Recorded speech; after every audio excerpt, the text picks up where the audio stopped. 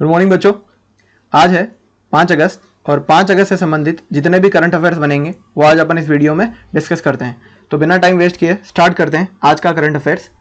सबसे पहले मोहम्मद इरफान अली किस देश के नए राष्ट्रपति बने हैं? तो देखिए ये है मोहम्मद इरफान अली और इन्हें बनाया गया है अभी गुआना का नया राष्ट्रपति। तो इस क्वेश्चन का सही आंसर हो जाएगा ऑप्शन नंबर बी, गुआना।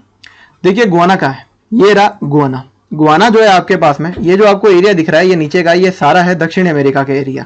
तो गुआना जो है कंट्री है दक्षिणी अमेरिका की। ये जो पोर्शन आपको दिख रहा है ये दक्षिणी अमेरिका है। तो गुआना दक्षिण अमेरिका का एक पोर्शन है। इसकी जो राजधानी है गुआना की वो है जॉर्जटाउन। करेंसी है इसकी गुआनीज डॉलर और प्रेसिडेंट अभी हाल ही में बने हैं इरफान अली। तो आगे चलते हैं। सियासत में सदस्यता नामक पुस्तक का विमोचन किया गया। इस पुस्तक के लेखक कौन है? इस पुस्तक के लेखक हैं विजय कुमार चौधरी। विजय कुमार चौधरी जो हैं वो बिहार विधानसभा के स्पीकर हैं। बिहार विधानसभा के स्पीकर हैं विजय कुमार चौधरी। इन्होंने इस पुस्तक को लिखा है। लेकिन ये क्वेश्चन ऐसे भी चेंज किया जा सकता है कि इस पुस्तक का विमोचन किसने किया? लेखक तो मैंने आपको बता दिया कि विजय कुमार चौधरी है, तो विमोचन किसने किया? विमोचन किया था नीतीश कुमार ने। नीतीश कुमार कौन? बिहार के मुख्यमंत्री। उन्होंने इस पुस्तक का विमोचन किया था। तो लेखक है विजय कुमार चौधरी और विमोचन है नीतीश कुमार। याद रखेंगे पुस्तक का नाम सियासत में सदस्यता। तो बिहार की बात, ये रहा भारत के नक्शे में बिहार। बिहार के राजधानी है पटना। बिहार के गवर्नर है फागू चौहान और बिहार के जो चीफ मिनिस्टर है वो है नीतीश कुमार। बिहार की एक डांस फॉर्म है जता जतिन करके, इस बात को आप याद रखेंगे। आगे चलते हैं। हाल ही में किस राज्य में ई रक्षाबंधन कार्यक्रम शुरू किया गया था? ई रक्षाबंधन कार्यक्रम शुरू किया गया आंध्र प्रदेश में। और क्यों शुरू किया गया? इस कार्यक्रम का उद्देश्य है लोगों को साइबर अपराधों के प्रति जागरूक करना।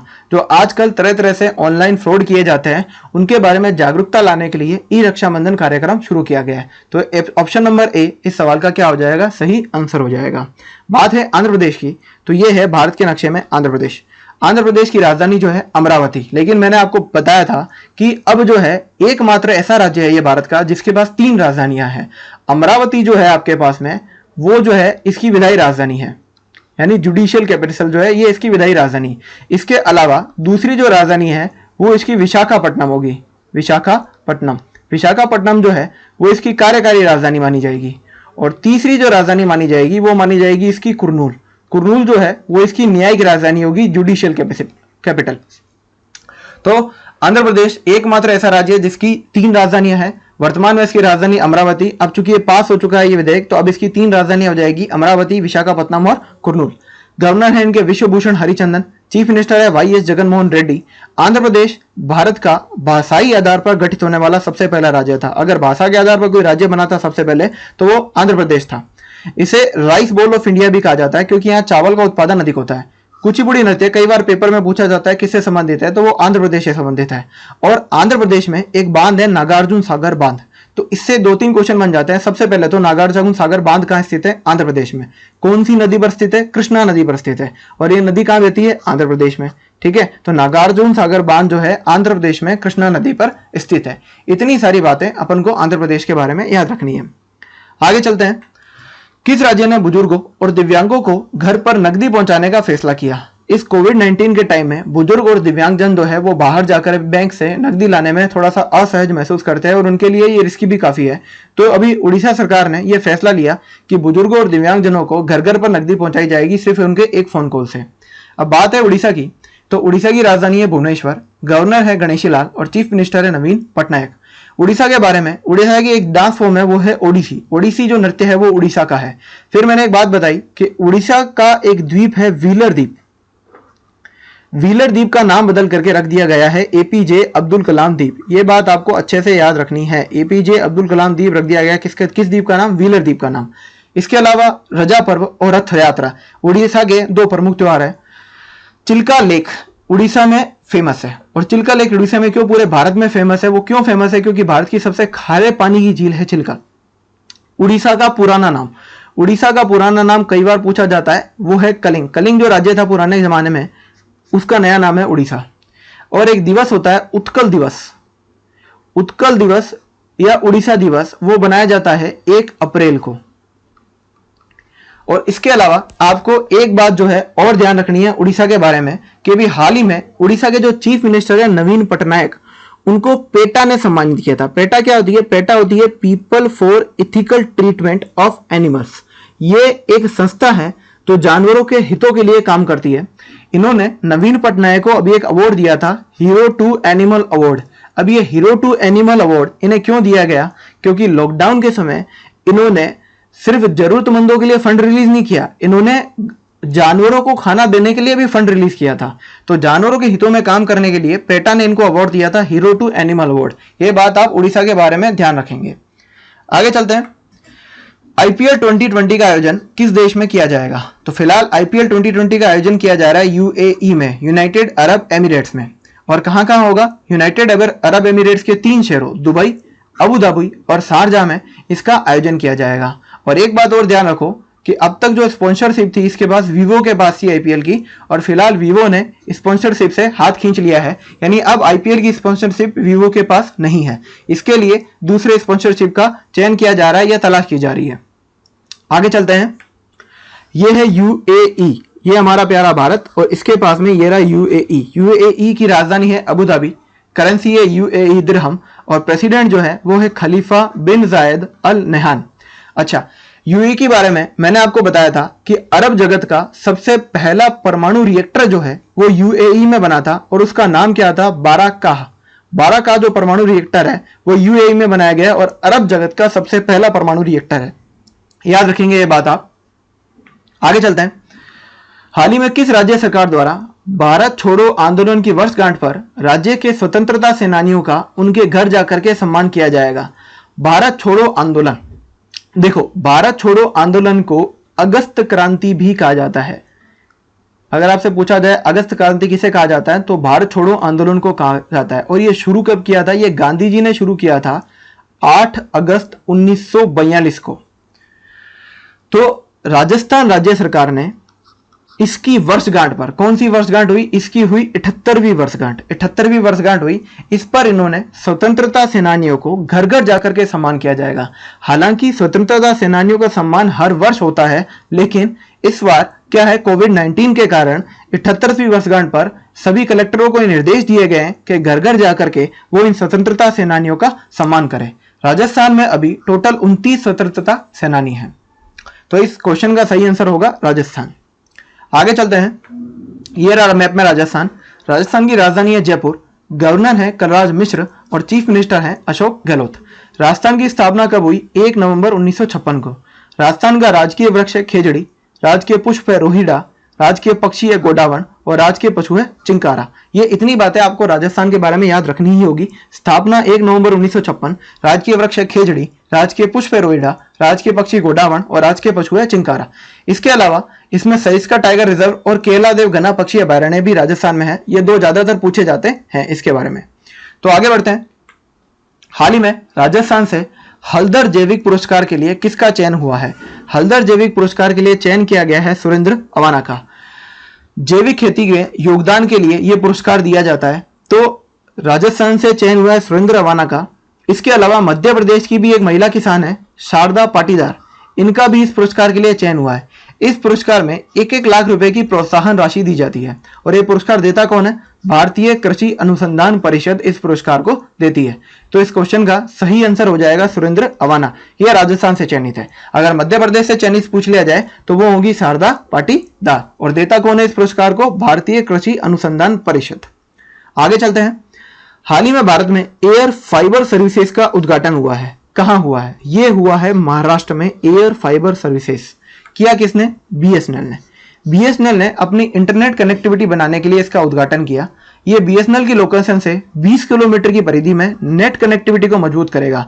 मतलब जैसे कि कुछ पिछड़े अपने पास में गांव होते हैं, तो बीएसएनएल क्या करेगा, अपनी लोकेशन से ऐसे गांवों में जो इसके 20 किलोमीटर के दायरे में आते हैं वहां इंटरनेट कनेक्टिविटी को बढ़ा पाएगा। तो इस सवाल का सही आंसर होगा महाराष्ट्र। तो अब बात महाराष्ट्र की है, तो ये रहा भारत के नक्शे में महाराष्ट्र। महाराष्ट्र की राजधानी जो है वो है मुंबई, गवर्नर है भगत सिंह कोश्यारी और चीफ मिनिस्टर है उद्धव ठाकरे। अच्छा, महाराष्ट्र से संबंधित एक बात आपको और ध्यान रखनी पड़ेगी कि अभी हाल ही में एक झील चर्चा में थी, लोनार झील। वो क्यों चर्चा में थी? क्योंकि इसका पानी जो था वो अभी पिंक कलर का हो गया था, गुलाबी कलर का। और वो आपसे पूछा जा सकता है कि लोनार झील कहां स्थित है, तो आपका जवाब होगा महाराष्ट्र में स्थित है। आगे बढ़ते हैं। हाल ही में शशिधर जगदीशन किस बैंक के नए प्रमुख यानी सीईओ नियुक्त किए गए हैं? ये हैं शशिधर जगदीशन, इनको सीईओ नियुक्त किया गया है एचडीएफसी बैंक का। तो एचडीएफसी बैंक के बारे में जान लेते हैं। कई बार बैंकिंग जैसे एग्जामिनेशन में पूछ लिया जाता है कि इस बैंक की टैगलाइन क्या है, तो टैगलाइन है we understand your world. Headquarter है इसका मुंबई में, इसके सीईओ हैं आदित्य पुरी और इसकी स्थापना हुई थी अगस्त 1994 में। तो याद रखेंगे एचडीएफसी बैंक के बारे में सारी बातें। Tagline we understand your world, headquarter है मुंबई में, सीईओ है इसके आदित्य पुरी और फाउंडेड यानी स्थापना हुई थी अगस्त 1994 में। आगे चलते हैं। हाल ही में किस राज्य सरकार ने दो भाषा के फॉर्मूले को लागू करने का फैसला लिया? दो भाषा, आपको पता है कि हाल ही में हमारी शिक्षा नीति रिलीज हुई है। नई शिक्षा नीति रिलीज हुई है और करीबन 34 साल बाद में शिक्षा नीति में बदलाव किया गया है। तो तमिलनाडु की राज्य सरकार ने दो भाषा के फॉर्मूले को अपनाया है। शिक्षा नीति में कहा गया है कि 3 भाषाएं रखें, जिसमें हिंदी और संस्कृत को भी अनिवार्य रूप से इन्होंने यूज करने को कहा है। लेकिन तमिलनाडु की सरकार यह कहती है कि हिंदी और संस्कृत को इनके ऊपर थोपा जा रहा है, वो इन भाषाओं को यूज नहीं करना चाहते हैं, वो अपनी मूल भाषा में रहना चाहते हैं। इसलिए इन्होंने सिर्फ 2 भाषा के फॉर्मूले को लागू करने का फैसला लिया है तमिलनाडु की सरकार ने। तो बात तमिलनाडु की है, तो ये है भारत के नक्शे में तमिलनाडु। तमिलनाडु की राजधानी है चेन्नई, गवर्नर है बनवारी लाल पुरोहित और चीफ मिनिस्टर है इडापड्डी के पलानी स्वामी। एक डांस फॉर्म होती है भरतनाट्यम। भरतनाट्यम जो है, आपसे पूछा जाए किस राज्य से संबंधित है, तो वो तमिलनाडु से संबंधित है। आगे चलते हैं। हाल ही में राजस्थान में सांस्कृतिक शिक्षा के छात्रों के लिए देववाणी ऐप शुरू की गई।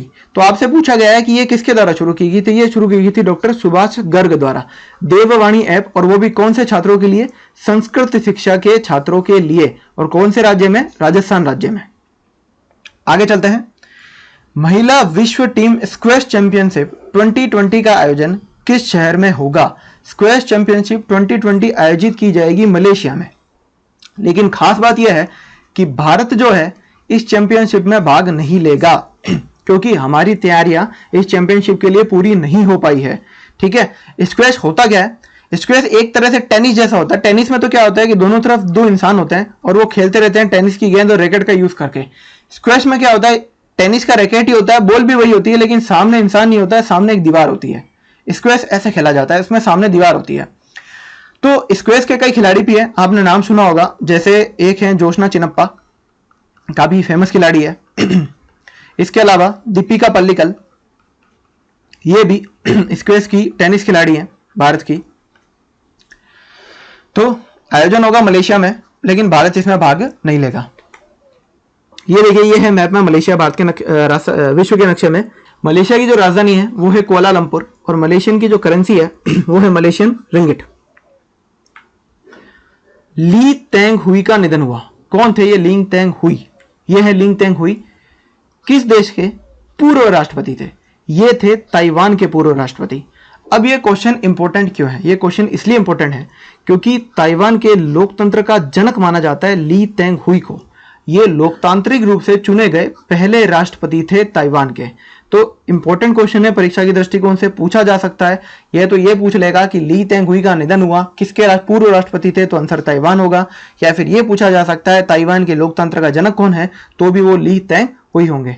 तो ध्यान रखेंगे इस क्वेश्चन को। आगे बढ़ते हैं। हाल ही में कोविड-19 प्रभाव और उसकी कवरेज के लिए किसे प्रेम भाटिया पुरस्कार से सम्मानित किया गया? प्रेम भाटिया जी जाने माने पत्रकार थे, उनके सम्मान में यह पुरस्कार दिया जाता है। यह सम्मान मिला है दीपांकर घोष को। दीपांकर घोष, ये है दीपांकर घोष, ये इंडियन एक्सप्रेस के पत्रकार हैं। इन्होंने कोविड-19 के प्रभाव और उनकी कवरेज के लिए काफी अच्छा कार्य किया। इसके लिए उन्हें इसके लिए प्रेम भाटिया पुरस्कार दिया जाएगा दीपांकर घोष को। इंडियन एक्सप्रेस के ये पत्रकार हैं। आशीष भाटिया को किस राज्य का पुलिस महानिदेशक डीजीपी नियुक्त किया गया है? इन्हें नियुक्त किया गया है गुजरात का पुलिस महानिदेशक। तो आगे बढ़ते हैं। यह है आशीष भाटिया, यह है भारत के नक्शे में गुजरात। गुजरात की राजधानी है गांधीनगर। गुजरात के जो गवर्नर हैं वो हैं आचार्य देवव्रत और जो चीफ मिनिस्टर है वो है विजय रूपाणी। गुजरात का जो लोक नृत्य है वो कौन सा है? गरबा। तो कल मैंने आपसे सवाल पूछा था कि किस राज्य सरकार ने मोबाइल कोविड-19 परीक्षण केंद्र शुरू किए हैं, तो इसका सही जवाब था तेलंगाना। काफी बच्चों ने इसका आंसर दिया, तो जिन्होंने दिया उनको बहुत बहुत बधाई, और जिन्होंने नहीं दिया उनको मैं कहता हूं कि आप जो मैं क्वेश्चन पूछता हूं उनके जवाब कमेंट बॉक्स में लिखा कीजिए, क्योंकि इससे आप अगर लिख दोगे तो आपको ये चीज याद हो जाएगी और आपके लिए परीक्षा में ये चीज बहुत काम आएगी, क्योंकि लिखोगे तो यही चीजें याद होगी। तो आज का सवाल आपके लिए है, केंद्र सरकार द्वारा राजस्थान में कृषि उत्सर्जन कम करने के लिए किस परियोजना को शुरू किया जाएगा? ये 4 आपके लिए ऑप्शन है। आपको इस क्वेश्चन का जवाब कमेंट बॉक्स में देना है। और अगर आपको हमारा वीडियो पसंद आया तो प्लीज इसे लाइक, शेयर और सब्सक्राइब कीजिए। और इसके अलावा मैं अपने करंट अफेयर सेशन में क्या क्या सुधार कर सकता हूं, मुझे और कौन सी नई नई चीजें लानी चाहिए, इसके लिए भी आपके सुझाव आमंत्रित हैं। तो मिलते हैं नेक्स्ट करंट अफेयर्स के सेशन में। तब तक के लिए thank you and have a good day.